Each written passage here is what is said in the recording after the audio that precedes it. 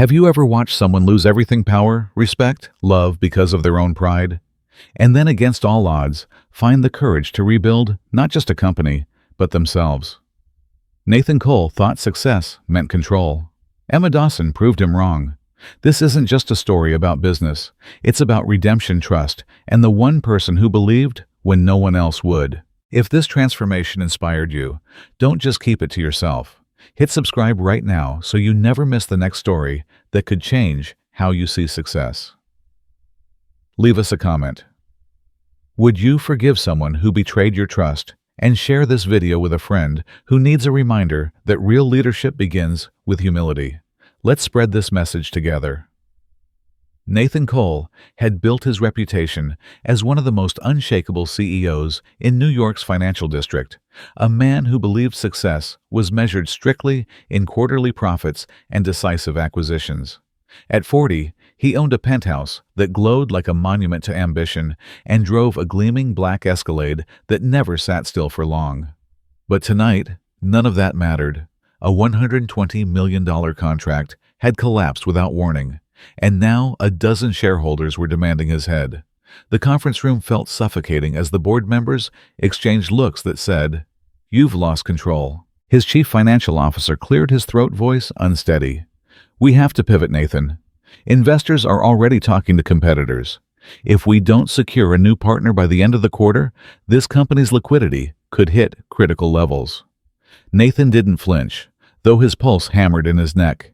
He knew what that meant: layoffs, forced sales, the collapse of a brand he'd built with 20 years of sacrifice. He looked up, scanning the faces in the room, some anxious, some secretly gleeful. He swallowed the acid rising in his throat. "Fine," he said, his tone clipped. "Schedule a dinner with Parker Holdings tonight. I don't care what it takes. Tell them I will meet them personally." A tense silence followed.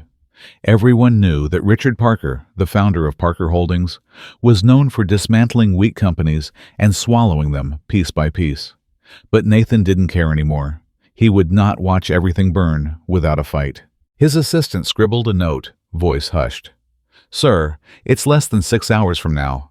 Should I arrange a consultant, or—" "No," Nathan interrupted sharply, the word cracking across the table. "I will handle this myself." But he hesitated, the thought coming reluctantly. He'd never attended one of these dinners alone. Appearances mattered too much. The investors expected to see him with an elegant partner at his side, someone discreet enough not to interfere, but polished enough to signal he was still in command. He glanced across the conference room, past the suits and the wary eyes, to where Emma Dawson stood quietly taking notes. She was 29, with a calm presence that never drew attention. Exactly why he had trusted her to organize his life for 4 years without incident. She knew every account, every detail of his calendar, every weakness in his competitors' portfolios. She also knew him better than anyone else in the building, and he despised how much that unsettled him now. Nathan stood abruptly, chair screeching against the tile. "Emma." She looked up, surprised. Her pen paused in midair. "You're coming with me tonight." A flicker of confusion crossed her face. "Sir." "This is not an invitation," he snapped, voice low, but slicing through the tension like a blade. "It's an order. You will accompany me to the dinner with Parker Holdings. I expect you to look professional. I expect you to sit there and say absolutely nothing." Her cheeks colored faintly, but she didn't flinch. "Understood." He didn't bother to explain himself further. He was already striding toward the glass door, heart hammering with a volatile mix of desperation and stubborn pride. The moment he disappeared down the hallway, the room erupted into nervous whispers. Emma closed her notebook, slowly feeling dozens of eyes dart to her and away again. She knew exactly what everyone was thinking. She was the quiet little assistant, the housekeeper in designer shoes, the one who ran his schedule, but never dared speak out of turn. No one expected her to have any opinions, much less any significance. And that was exactly why Nathan had chosen her. As she returned to her small office, tucked behind reception, Emma's mind raced. She'd witnessed Nathan Cole at his best, calculating, relentless, brilliant. She'd also seen the side of him no one else had, the exhaustion he hid behind immaculate suits, the loneliness he pretended didn't exist. But tonight, All of that would be irrelevant. Tonight, she would be nothing more than a silent ornament at his side. Except deep down, Emma felt something she hadn't expected, an ember of anger. Not because he'd ordered her to go, but because he didn't even consider she might have her own thoughts about any of it. She pressed her hand flat against her chest, trying to steady her heartbeat. Outside the window, Manhattan's skyline gleamed with the kind of cold brilliance that matched Nathan's expression when he'd looked her in the eye. She wondered what he would do if he ever realized that sometimes the people he underestimated were the ones who saw everything. Every flaw, every fear, every secret he thought he'd buried under years of power. And though she told herself it didn't matter, a part of her already knew tonight would change everything between them. Emma stepped out of the town car into the crisp evening air, her breath catching for half a second as she looked up at the Grand Terrace Hotel. Rows of marble columns flanked the entrance, gleaming under strings of golden lights that made everything look more glamorous than it really was. Nathan didn't offer her an arm. He barely looked at her as he adjusted his cufflinks and strode up the steps, his $1,000 shoes striking the stone with precise, impatient clicks. She trailed behind, conscious of how her simple navy dress, though perfectly appropriate, made her look like she didn't belong. Inside the lobby, she could see the investors already gathering, men in dark suits, women in understated designer gowns, each of them carrying an air of practiced confidence. Nathan turned briefly, his expression hard as steel. "Remember what I said," he murmured. "Not a word." Emma nodded once, keeping her voice neutral. "Understood." They stepped into the ballroom. A chandelier the size of a small truck glistened overhead, casting light on a massive table laid out with place cards and crystal glasses. Richard Parker was already there, tall and broad-shouldered, his graying hair cropped short above a square jaw that had built a reputation for devouring weak companies. His eyes flicked to Nathan and then to Emma with polite disinterest. Nathan forced a tight smile. "Richard, thank you for meeting me on such short notice." Parker reached out, shaking his hand, with a grip that looked more like a test of dominance. "Nathan, you sounded urgent." He gestured to the long table. "Shall we?" Nathan cleared his throat. He didn't want to look at Emma, didn't want to acknowledge the faint tremor in his own chest. As they took their seats, he motioned vaguely in her direction. "This is Emma Dawson," he said, dismissive. "She's accompanying me, nothing more. No title, no explanation, just a warm body at his side, an accessory to fill the empty chair." Emma felt heat crawl up the back of her neck, but she lifted her chin and folded her hands in her lap. Dinner began in a whirl of waiters and silver trays. Nathan leaned in, speaking quickly about revenue growth projections and the portfolio expansion he claimed would revitalize the brand. He slipped into the same confident rhythm he always used when he needed to bury his own doubts. Words smooth as glass, layered with assurances no one at the table fully believed. Richard Parker listened with an inscrutable expression, occasionally tapping one blunt fingertip against his wineglass. To Emma's surprise, Nathan never glanced at her again. He spoke as if she were invisible, a potted plant occupying the seat to his right. "Your current expansion model is ambitious," Parker said finally, voice mild, "but it doesn't address the perception problem. Public trust in your leadership has deteriorated." Nathan's jaw tightened. "I'm well aware of public perception. That's why I'm proposing this acquisition. Scale creates confidence." Parker lifted one eyebrow, unimpressed. The other investors shifted their eyes, darting between the two men like spectators at a prize fight. The tension was thick enough to taste. Emma tried to steady her breathing. She reminded herself she was only here to observe, to sit quietly as ordered. But inside her chest, something pressed up hard against her ribs, the memory of every late night she'd stayed behind covering for Nathan's mistakes, patching the cracks he refused to acknowledge. Richard Parker turned slightly in his chair. For the first time all evening, he looked directly at her. "Emma," he said, voice smooth, but unmistakably curious. "You've worked for Mr. Cole a long time, haven't you?" Her throat went dry. She could feel Nathan's glare even before she turned her head. "Yes," she said carefully. "And what's your opinion of this strategy?" The question detonated in the center of the table. Conversation died in an instant. Forks froze halfway to lips. Even the waitstaff seemed to hold their breath. Emma's gaze flicked to Nathan. His expression was pure command, silent, furious warning. "Don't you dare." Her heart thudded so loud she thought they must hear it. She could have lied. She could have smiled and said something meaningless. She could have saved herself from the backlash that would surely come. But she didn't. Slowly, Emma set down her napkin. When she spoke, her voice was steady, carrying clear to the far end of the table. "I believe this strategy is too focused on rapid expansion without any commitment to the communities the company depends on. That's why public trust is collapsing. People don't want more buildings or flashy partnerships. They want proof that this business still has a conscience." A stunned silence swallowed the room. Nathan's hand curled into a fist under the tablecloth. His knuckles turned white. Richard Parker did not look away. Instead, a slow smile spread across his face, as if he'd been waiting all night for someone to finally say it out loud. That he murmured is an interesting perspective. Emma felt the air return to her lungs in a shaky rush. She knew she'd crossed an unspoken line, one Nathan had drawn in iron.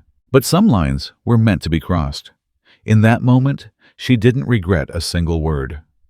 The second the valet pulled the Escalade to the curb, Nathan yanked the door open without a word. He stepped onto the dark driveway, his breath clouding in the cold, as he stalked across the slate path to the front door. Emma climbed out behind him, her pulse still hammering from what she'd said at that dinner table. She'd tried to prepare herself for his anger, but nothing could have braced her for the way he refused to look at her now, as if she were invisible, or worse, a liability he couldn't wait to cut loose. Inside the foyer, Nathan didn't bother removing his coat. He turned on his heel, his voice low and sharp. "My office. Now." Emma swallowed, lifting her chin, refusing to let her legs tremble. She followed him past the rows of spotless glass shelves she'd dusted countless times, past the massive oil painting he'd once bragged had cost more than most people's mortgages. Tonight, all of it felt hollow. Nathan shoved the office door open so hard it bounced against the wall. He moved behind his massive walnut desk and braced both hands against the polished surface. His head bent shoulders tight. For a moment, the only sound was the clock ticking above the bookshelves. Then he looked up, and the raw fury in his eyes made Emma's breath catch. "You think this is a game?" His voice cracked, ragged with disbelief. "You think you can stand there and undermine me in front of the only people who can save this company?" Emma didn't flinch. "I answered a question. Honestly." He slammed his palm down so hard a paperweight rattled. "You humiliated me." "I told the truth." She shot back her own voice, rising despite every instinct that told her to back down. "Someone had to. You keep pretending everything is fine, but it isn't, and everyone knows it." Nathan's jaw locked, a muscle ticking in his cheek. He looked at her as if he'd never seen her before, like some stranger had slipped into Emma Dawson's skin. The fury in his face shifted, hardening into something colder, something final. "You don't get to decide when to speak," he hissed. "You don't get to act like you have any say in this. You are an employee, nothing more." Emma felt something sharp twist in her chest, but she refused to look away. "Maybe that's all I am to you," she said quietly. "But don't forget, I've been here every day cleaning up your messes while you pretended to have everything under control." The air between them felt electric, brittle enough to shatter. Nathan straightened, voice dropping to an icy whisper. "Pack your things. You're done here." Her breath caught. For 1 second she thought he'd take it back, that he'd realize what he was throwing away. But he only watched her with that same ruthless finality she'd seen him use on weaker men across countless boardrooms. Emma drew in a steadying breath. "Fine." Nathan's gaze didn't soften. He turned away, dismissing her as easily as he'd dismissed her at that dinner table. She left the office without another word, her heels muffled on the thick carpet. In the bedroom she'd never called hers, she pulled her suitcase from the closet and folded her clothes with mechanical precision. Every motion felt surreal, as if she were floating outside her own body, watching the end of something she hadn't even realized mattered this much. When she zipped the case shut, she took one last look around the pristine guest suite. Her reflection in the tall mirror met her stare, tired eyes, squared shoulders. No regret. Downstairs, she set the suitcase by the door and paused, hoping foolishly that he might appear, that he might say something, anything to stop her. But the house stayed silent. The only proof he was still there was the faint scrape of glass in his office, the sound of him pouring a drink he'd pretend he needed for clarity, not for numbness. Emma closed her hand around the doorknob. She refused to let her voice tremble as she whispered to the empty air. Someone had to tell the truth. Then she stepped out into the freezing night, and the door clicked shut behind her final as a verdict. Emma woke the next morning in a hotel room that still smelled faintly of stale carpet cleaner and loneliness. For a moment, she lay perfectly still, listening to the muffled throb of Manhattan traffic 6 floors below. Everything felt surreal. Just 12 hours earlier, she'd stood in Nathan Cole's office as he stripped her of the life she'd built for 4 years. But there was no time to grieve. Her phone buzzed on the nightstand. She almost ignored it, afraid it might be another cold message from Nathan, telling her to sign some formality before disappearing from his records forever. But when she picked it up, she saw a number she didn't recognize. Heart thumping, she swiped to answer. Ms. Dawson. The voice on the other end was warm, unhurried, so different from the clipped orders she'd grown used to. "This is Richard Parker." Emma sat up straight, her pulse kicking hard against her ribs. "I'm sure you remember me from last night," Parker continued. "I won't pretend this is a routine call. I heard what you said, and I'd be lying if I told you it didn't make an impression." She closed her eyes, bracing herself for the reprimand she'd expected since she walked out that front door. But the next words stunned her.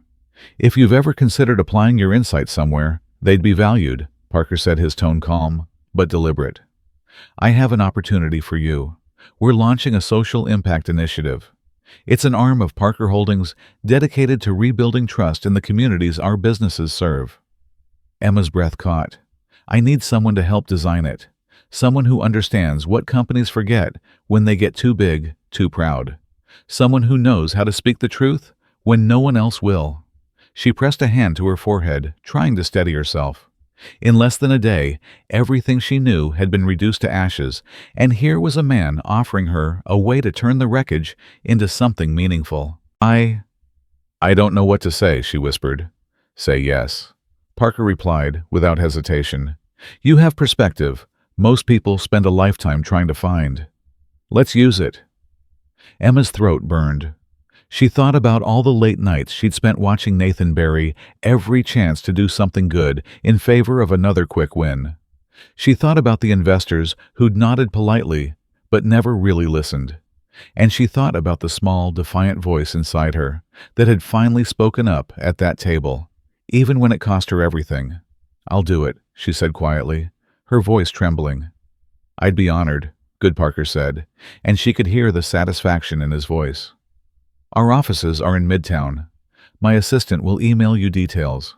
And Emma," he paused, "you did the right thing." When the call ended, she stared at the phone, her hand shaking. She wasn't just someone's assistant anymore. She wasn't the woman who sat quietly at a dinner table while the men decided what the future would look like. She was about to help build that future herself. By noon, she had checked out of the hotel and stepped into a bright, airy office on the 24th floor of a midtown skyscraper. A receptionist welcomed her like she already belonged.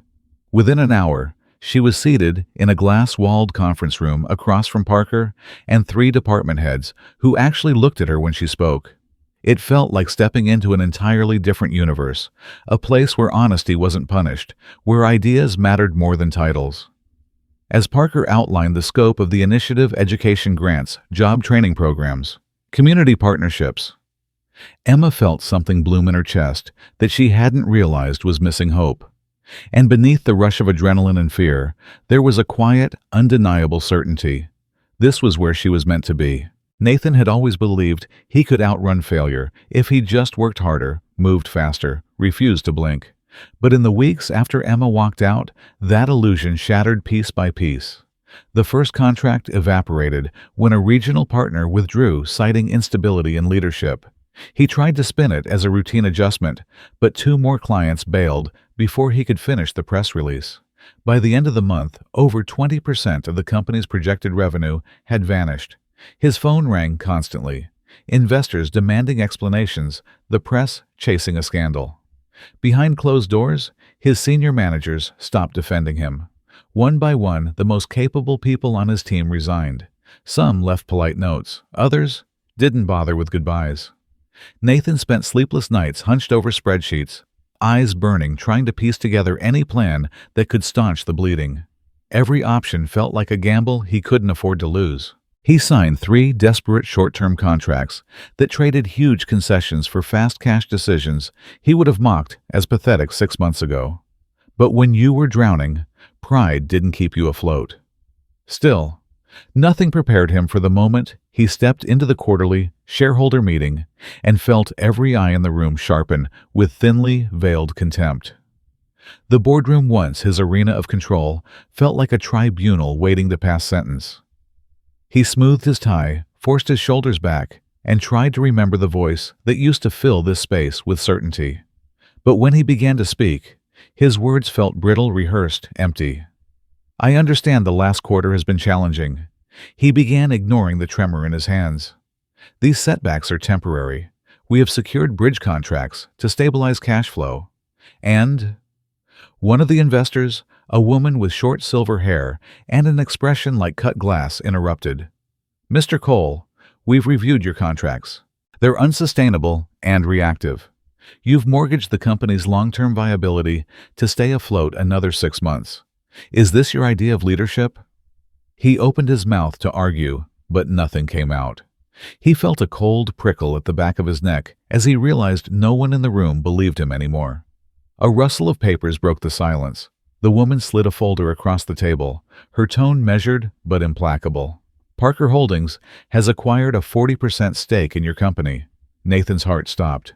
"This acquisition is contingent upon immediate restructuring," she continued. "Richard Parker has appointed a project lead for the transition. She'll be joining us today to outline the plan." The double doors behind him opened. He turned, feeling like he'd been punched. Emma stepped inside, a leather binder in her arms. She looked calm, composed, so different from the woman he'd dismissed as insignificant. She moved to the far end of the table, not sparing him more than a single glance. "Good afternoon," she said, her voice clear. "I'll be overseeing the restructuring initiative on behalf of Parker Holdings." She laid her binder flat, flipping it open with a deliberate precision that made his stomach churn. He tried to speak to protest, but the words died in his throat. Emma didn't waver. She began outlining the new directives, cost reductions, transparency mandates, community engagement reforms. Each point felt like another nail sealing the coffin of the empire he'd built. When she finally looked up, her gaze didn't hold triumph or bitterness, only a steady, almost weary resolve. In that moment, Nathan understood something he'd never admitted, not even to himself. He hadn't just lost control of the company. He'd lost the one person who might have helped him save it. And as he watched her calmly detail the changes that would define the company's future, he felt the first sharp edge of regret pierce through the shell he'd spent a lifetime constructing.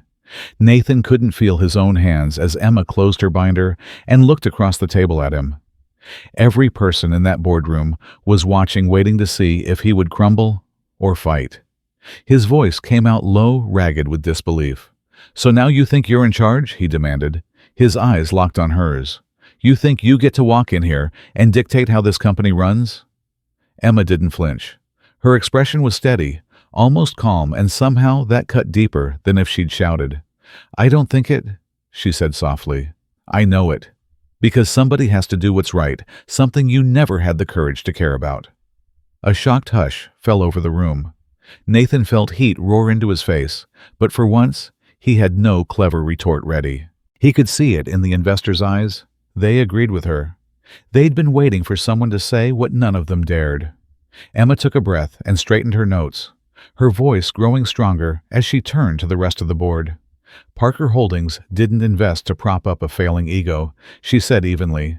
"They invested to build a company people trust again. We're going to restructure every division. We'll cut reckless spending, increase transparency, and launch a community reinvestment program." She laid out the plan with precise, measured detail. Training programs for employees whose jobs were at risk. A public commitment to support local nonprofits. An overhaul of procurement contracts to eliminate the backroom deals Nathan had once called strategic shortcuts. Nathan's heart pounded so hard he could barely hear. He waited for someone to interrupt her, to challenge her authority to look at him and ask if he was still the one in charge. No one did. When Emma finished, several investors leaned forward, nodding thoughtfully. A tall man with a silver tie cleared his throat. "I have to say," he admitted, "this is the first plan I have heard in months that sounds sustainable." Another voice spoke up. "Agreed." Nathan felt his pulse stutter. His chest tightened as he realized the unthinkable. She was winning them over. With every sentence, she pulled the ground out from under him. He slammed his palm flat on the table. "You're making promises you can't keep," he growled. "This company isn't a charity. You have no idea what it takes to protect it." Emma looked at him, and for the first time her calm slipped just enough for him to see the hurt beneath her composure. But when she spoke, her voice was still clear. "Maybe I don't," she said quietly. "But I do know what happens when you stop caring about the people who trust you. That's why this company is dying." The words landed like a slap. Nathan felt them reverberate through the space he'd once ruled without question. He searched the room for support, but the faces staring back at him were cold, detached, already recalculating their loyalties. Richard Parker leaned forward, folding his hands. His voice was smooth, but carried a finality Nathan couldn't mistake. "Mr. Cole," he said, "you have a choice. You can support this plan and salvage what's left of your reputation, or you can keep pretending everything will fix itself. But if you refuse to change, you will lose everything." For a split second, Nathan felt the walls closing in. The weight of his pride pressed so hard on his chest, he thought he might choke. Emma didn't look away. Her eyes were steady, full of a quiet conviction he couldn't break. And in that moment, Nathan knew the truth he'd been denying for too long. He had built an empire on fear and arrogance, and she had dismantled it in a single afternoon with nothing but the truth he'd spent years refusing to hear. Nathan didn't remember the drive home. He must have taken the West Side Highway because he'd found himself staring at the river, the city lights rippling across black water. But by the time he stepped into his penthouse, the details had blurred into a numb haze. He closed the door behind him and stood in the dark, too exhausted to switch on the lights. The silence pressed against his eardrums, thick and accusing. He set his briefcase on the marble floor, walked to the office he never let anyone enter, and shut himself inside. For a while, he just stood there, staring at the empty chair across from his desk. He could almost see her sitting in it, Emma, her hands folded calmly, her eyes meeting his without flinching. He remembered the last words she'd spoken, before he fired her, how her voice hadn't wavered when she told him the truth. "You've stopped caring about the people who trust you." He pressed a hand over his eyes, but the memory wouldn't dissolve. He saw the boardroom again, the way the shareholders had looked past him to her, as if he were already irrelevant. He saw Richard Parker's expression, a mix of disappointment and finality, and felt a surge of shame, so sharp it hollowed him out. All these years he had told himself he was the only person capable of holding everything together.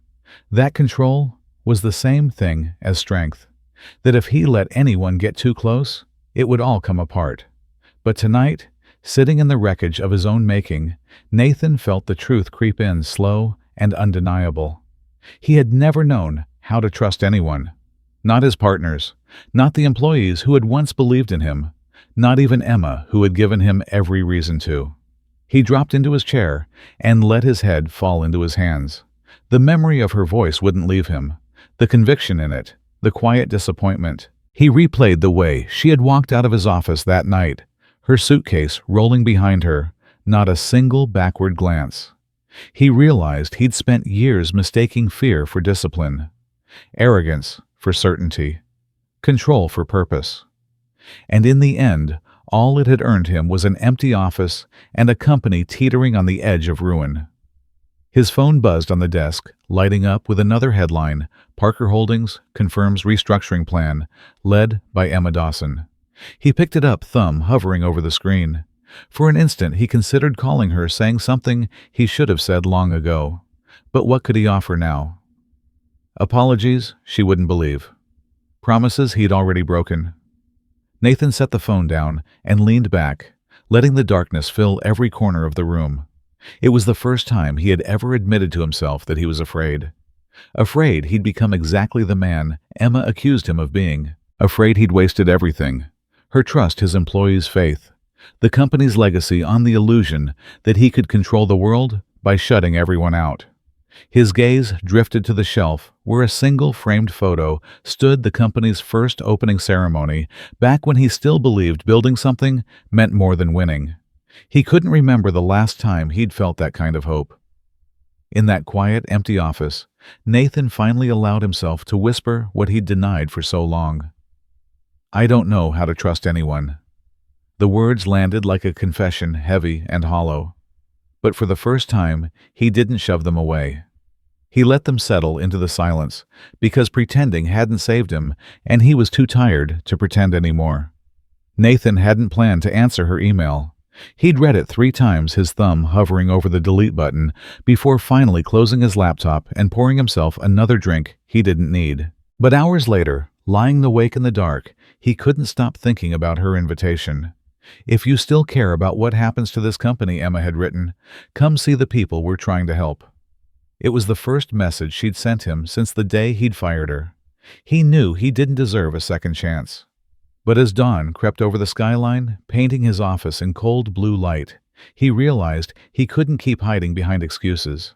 That afternoon, he found himself driving to a converted warehouse in Brooklyn, an old brick building with a faded mural on one side and a plain sign over the door, Community Workforce Center. He almost turned around twice before parking. This wasn't the kind of place he knew how to walk into. There were no polished receptionists or glass conference tables, just a scuffed linoleum floor and a bulletin board covered in flyers for GED classes and free legal clinics. Emma was waiting inside. She stood near the front desk, hands clasped loosely, as if she'd known he'd come, but hadn't dared to expect it. When she looked up, their eyes met just for a second, and something shifted in his chest. He didn't have a name for. "Thank you for coming," she said quietly. "I'm not here to make speeches," he told her, his voice rough. "I'm just here. That's enough," she said. She led him down a narrow hallway that smelled faintly of coffee and fresh paint. He passed classrooms where people hunched over textbooks, their faces drawn but determined. In one corner, a young woman practiced typing exercises on an old computer. A toddler dozed beside her in a second-hand stroller. Emma paused at the doorway to a workshop filled with folding chairs. A dozen women sat in a circle, each holding a bright blue folder stamped with the center's logo. One of them looked up, her hair silver, her face lined but steady. "This is Nathan," Emma said simply. "He helped build the company funding this project." The older woman studied him without blinking. "Then he should hear what it's meant to us." Nathan didn't argue. He sat in an empty chair, heart thudding in his throat, as one by one the women spoke. A mother of 3 described losing her job after a layoff Nathan had signed off on. A woman in her 50s explained how she'd been turned away from a dozen interviews until this program gave her training and confidence to try again. A teenager whispered that she'd never seen anyone believe in her until she walked through these doors. Finally, the silver-haired woman lifted her chin. Her voice was low but unshakable. "We don't need charity," she said. "We don't want pity. We just need someone to believe we're worth investing in." Nathan couldn't look at her. A hot wave of shame climbed his neck as her words landed deeper than any accusation ever had. He'd spent years convincing himself he knew what people wanted: growth, profit, expansion. But he'd never bothered to ask what they needed. His throat closed tight. Slowly, he bowed his head, unable to hide the ache behind his eyes. "I'm sorry," he whispered. Emma didn't touch him, but he felt her standing beside him, steady as the promise in her voice. When she'd told him this company could still mean something good. And for the first time, Nathan felt the smallest glimmer of what he'd lost faith in something bigger than himself. When the last woman finished speaking, the room fell silent. Nathan stayed in his chair, unable to lift his gaze. His throat felt raw, like he'd swallowed something jagged. He heard Emma thank each of them, her voice low and steady, then felt her hand touch his shoulder, just briefly, but enough to steady his racing heart.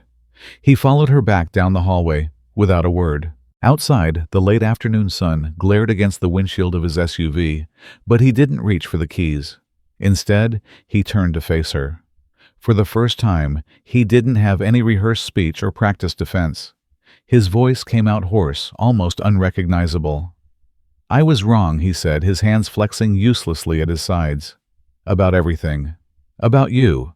About what this company is supposed to be." Emma didn't move. She studied his face like she was searching for something real beneath all the armor. "I thought I knew what mattered." He continued each word, scraping past the shame stuck in his chest. "But I didn't. I couldn't even see what was right in front of me. You tried to tell me. I didn't listen." For a long moment, she didn't reply.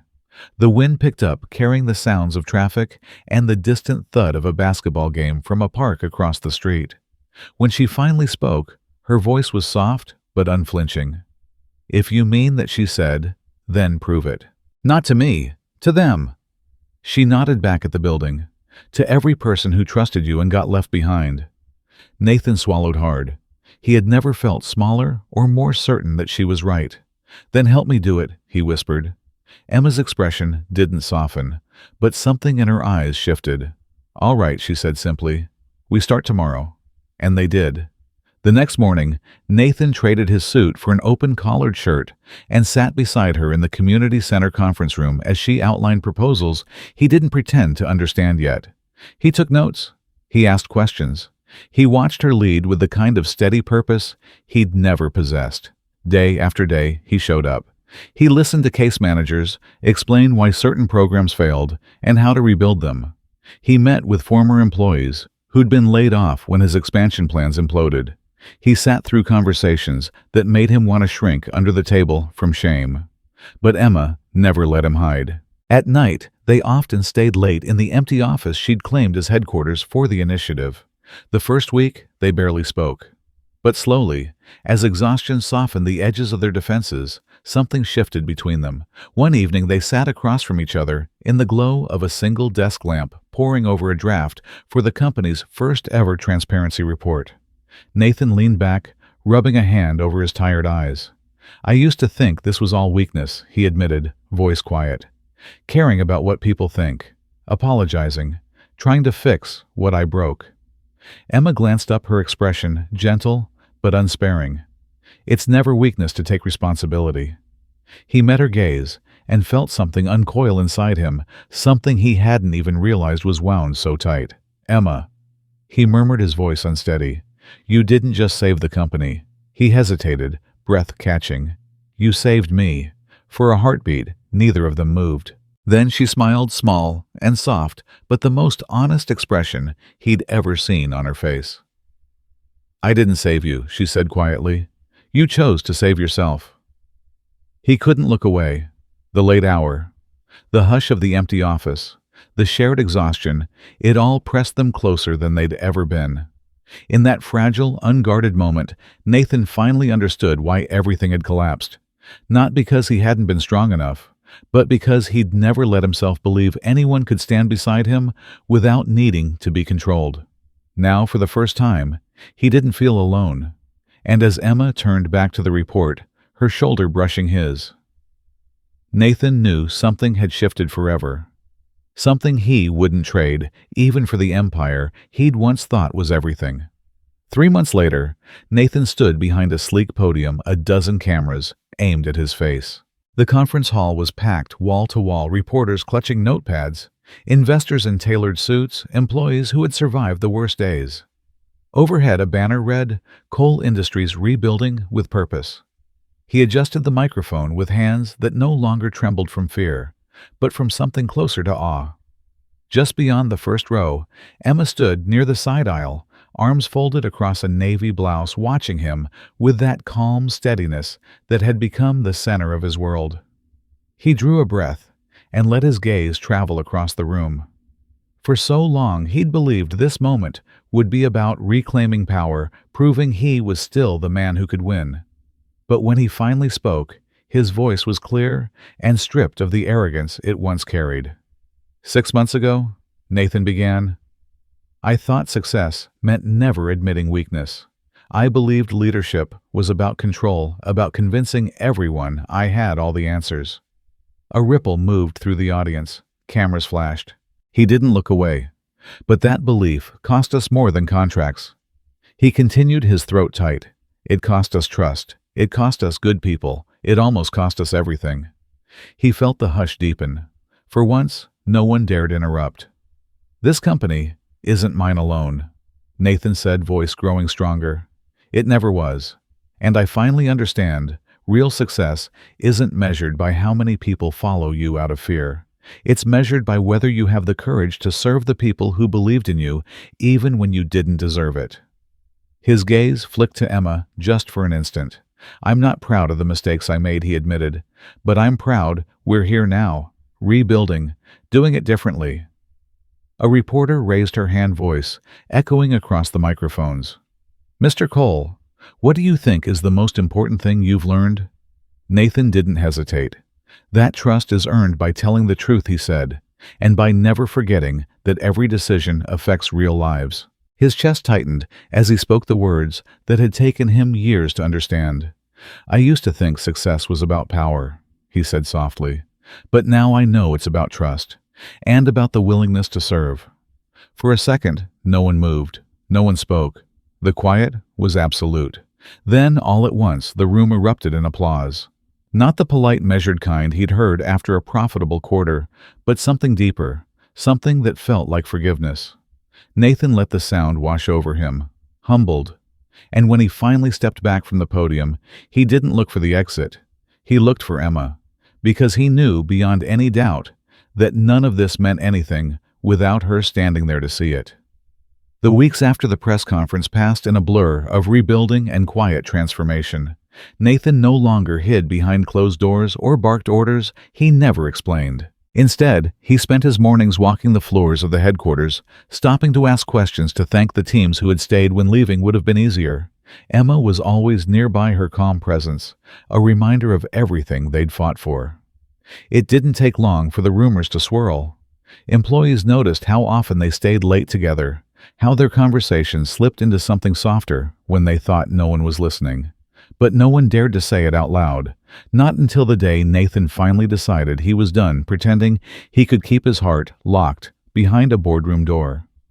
It was a Friday afternoon when he asked Emma to meet him in the old executive lounge, the one with the panoramic view of the skyline. She found him standing by the floor-to-ceiling windows, hands clasped behind his back. For once, he didn't look composed, he looked nervous, almost boyish. Is something wrong? She asked, crossing the polished floor to stand beside him. No, he said, turning to face her. His voice came out low, unsteady, in a way she'd never heard. Something's finally right. He took her hands in his, and the warmth of that simple touch nearly undid him. Emma. He began the words, catching in his throat. You've stood by me when you had every reason to walk away. You've told me the truth when I didn't want to hear it. And you taught me that real leadership and real love starts with humility. Her breath hitched, but she didn't look away. I don't want to waste any more time, he continued. This company, this mission, it's nothing without you beside me. I want to build everything that comes next together. Her eyes glistened as she swallowed hard. Are you sure? She whispered. He let out a soft, shaky laugh. I've never been more sure of anything. Word spread fast after that. By Monday morning, everyone knew Emma and Nathan were no longer just partners in work. They were something deeper, something that had been quietly growing through late nights and shared battles. But to their employees, it felt right, like the final proof that change wasn't just a strategy, it was real. When the company's annual celebration arrived, it didn't look like any event Nathan had ever hosted. Gone were the opulent galas that screamed excess. Instead, the evening was simple, heartfelt, a gathering of the people who had helped rebuild everything from the ground up. The main hall was strung with warm lights, the tables crowded with project leaders, community partners, and employees whose lives had been changed by the new initiatives. At the front, Nathan stood with Emma, her hand resting lightly in his. As the applause died down, he turned to her, his heart thudding so hard he almost couldn't hear the hush that fell over the crowd. "Emma," he said, voice thick with emotion, "when this all started, I thought success was measured in numbers and headlines. But now I know the only thing that matters is who you stand beside when everything else falls away." Her fingers tightened around his. "I want to build a future with you," he continued, his eyes never leaving hers. "Not just as colleagues, not just as partners, but as everything." She smiled, then a smile so luminous the entire room seemed to brighten. "I'd like that," she whispered, her voice trembling. "More than anything." Nathan lifted her hand to his lips, pressing a kiss to her knuckles, as the audience erupted in applause. And when they finally stepped out of the hall together, the soft glow of the lights spilling across their shoulders, Nathan felt something he'd never known before. A peace that came not from winning, but from finally becoming the man he was meant to be, with her at his side. This story isn't just about business failure or success. It's a powerful reminder that true leadership isn't about titles or controlling every outcome. It's about the courage to admit when you've been wrong and the humility to listen to voices you once ignored. Nathan's downfall began the moment he believed he knew everything. His redemption started the day he chose to learn from someone he underestimated. In our own lives, it's easy to fall into the trap of thinking vulnerability is weakness. But real strength comes from acknowledging mistakes and having the integrity to make things right. Whether you're leading a company, raising a family, or trying to build something meaningful, the same truth applies. Success without trust is hollow. Ask yourself, who in your life have you overlooked or dismissed? What could change if you took the time to listen with an open heart? If this story moved you, share your thoughts in the comments. Would you have given Nathan a second chance? And don't forget to subscribe for more stories that challenge how we think about leadership, forgiveness, and the power of redemption. Let's keep this conversation going.